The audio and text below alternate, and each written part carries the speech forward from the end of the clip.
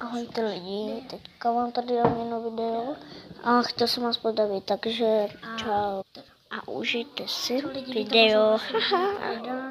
A dneska je to takový zajímavý, protože tady mám Taroutela figurku a v minulém videu jsem je potkala, ale Taroutela. Tak se na to těšte.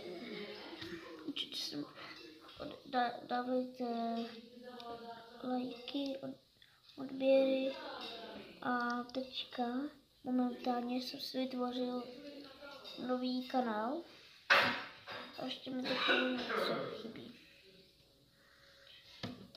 Takže u dalšího videa zase čau a pošlu to na YouTube.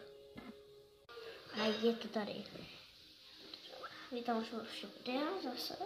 Je to půlka části videí, ale pořád mám tady toho Taroutela, který vám už potom druhým takový videa nebudu ukazovat.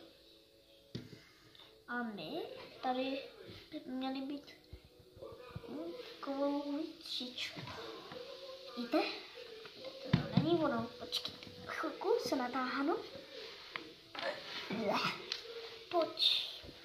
Tohle je Daneček způsobilý a ten nám dneska bude hrát a jmenuje se Šeptálek.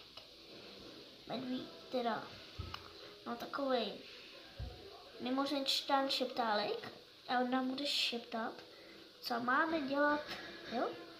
Šeptálku. Takže já ti dám sem do rohu. Tak. A potom tady mám Patrička. Vidíte, jsem SpongeBoba. Já jsem Peťa Patrik, já jsem Peťa Patrik. A potom mám tady tu pastolku. Okay.